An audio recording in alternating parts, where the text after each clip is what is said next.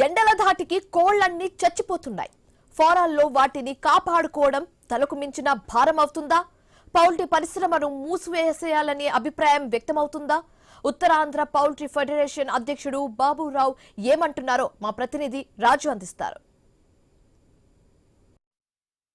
ఇక ఉత్తరాంధ్ర వ్యాప్తంగా కూడా ఎండలు మండుతున్నాయి. రోజు రోజుకి పగటి ఉష్ణోగ్రతలు పెరుగుతున్నాయి. దీంతో అనేక రంగాల వ్యాపారులు కావచ్చు, ప్రజలు కావచ్చు చాలా తీవ్రమైనటువంటి ఇబ్బందులు పడుతున్నారు.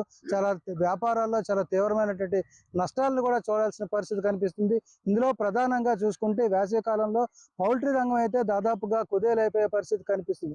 ఎందుకంటే అత్యంత సుకుమారంగా ఉన్నటువంటి ఆ కోళ్ల పెంపకం అనేది కూడా వాళ్ళకి చాలా సవాలుగా మారుతుంది. మరి ప్రస్తుతం అనకాపల్లి జిల్లాలో ఉన్నటువంటి పౌల్ట్రీ ఫారం దగ్గర ప్రస్తుతం మనం దేవీపురం దగ్గర ఉన్నటువంటి ఒక పౌల్ట్రీ ఫారం దగ్గర ఉన్నాం. ఆ పౌల్ట్రీ ఫారం నిర్వాహకులు, అదేవిధంగా ఉత్తరాంధ్ర పౌల్ట్రీ ఫెడరేషన్ అధ్యక్షులు బరణికాన సాయినాథరావు బాబురావు అంటారు.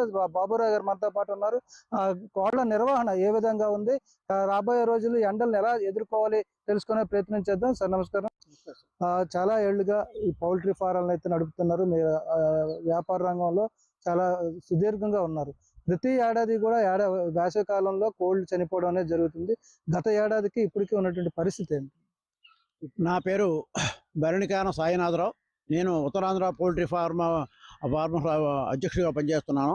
ప్రతి ఏటా కంట ఈ సంవత్సరం ఈ ఉష్ణోగ్రత అన్నది రోజు రోజుకి పెరుగుతూ ఈ మరణాలకు కూడా కారణం అవుతుంది. దాంతో పౌల్ట్రీ ఫార్మర్స్ ఇప్పటికే నష్టాల్లో ఉంటున్న ఈ పౌల్ట్రీ పరిశ్రమ ఈ సంవత్సరం ఇంకా తీవ్రంగా ఎండ ఉండడం వల్ల కోళ్ళు రక్షించుకోవడానికి ఫార్మర్స్ తనదైన రీతిలో స్ప్రింక్లర్స్ కానీ, ఫాగర్స్ కానీ, గడ్డేసి మీద తడపడం కానీ ఇవన్నీ చేసినా సరే ఇప్పటికైతే మరణాలు స్టార్ట్ అవుతున్నాయి.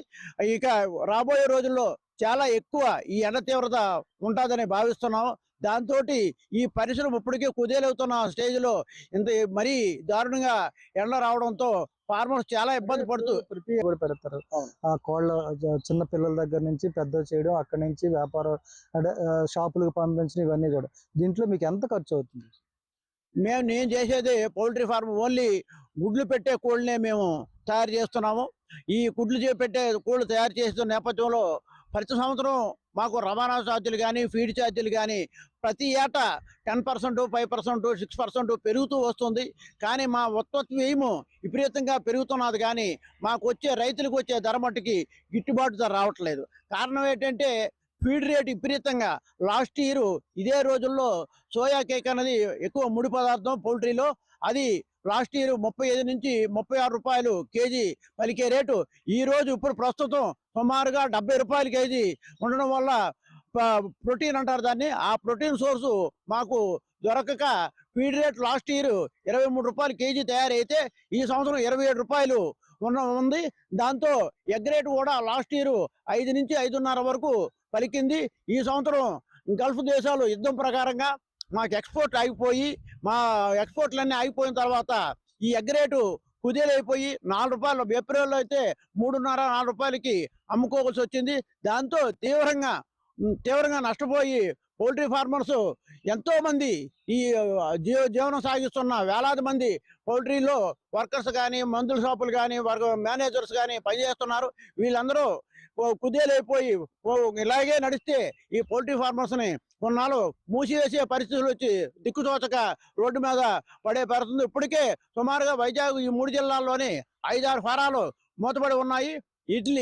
ఇంకా ఇదే పరిస్థితి కొనసాగితే ఉన్న ఫారాలు కూడా నిర్వహణ భారం కష్టమయ్యి మేము ఏం చేయాలో మాకు అర్థం కాక పరిస్థితులు చాలా తీవ్రంగా ఇంకా రానున్న రోజుల్లో ఇంకా ఎండ ఎక్కువగా వస్తుందని ఈ నిపుణులు చెప్తున్నారు. అదే వస్తే ఫారాలు మూసుకోవడం తప్ప వేరే గత్యంతరం మా చేతనైన వరకు మా చేతిలో ఉన్న ఈ కూలింగ్ మెథడ్స్ అన్ని ఉపయోగిస్తున్నాము. అది దాటి 46, 48, 49 వస్తే అప్పుడు మేము ఏం చేయాలో మాకు అర్థం కాని స్టేజ్లో పౌల్ట్రీలు మూతపడడం తప్ప వేరే గత్యంతరం లేదని తెలియజేస్తున్నాం. పౌల్ట్రీ పరిశ్రమ అయితే చూసుకుంటే పౌల్ట్రీ పరిశ్రమ ఏదైతే ఉందో ఇది వేసవికాలంలో చాలా తీవ్రమైనటువంటి ఒడిదుడుకులను ఎదుర్కొంటుంది. గత ఏడాదితో పోల్చుకుంటే, అంతకుముందు ఎండల తీవ్రతతో పోల్చుకుంటే ఈ ఏడాది రికార్డు స్థాయిలో ఎండలు అయితే నమోదవుతున్న నేపథ్యంలోనే పౌల్ట్రీ ఫారాలన్నీ కూడా నిర్వాహకులు అయితే ఆందోళన వ్యక్తం చేస్తున్నారు. ఎందుకంటే వాళ్ళకు ఉన్నటువంటి కొన్ని పద్ధతులు పాటించి కోళ్లను కాపాడుకునే ప్రయత్నం చేసినప్పటికీ కూడా ఈ ఎండల తీవ్రత ఈ ఏడాది మరింత ఎక్కువగా ఉన్న నేపథ్యంలో వాటి నుంచి ఎలా తప్పించుకోవాలనే ఆందోళన అయితే మొదలవుతుందని చెప్పి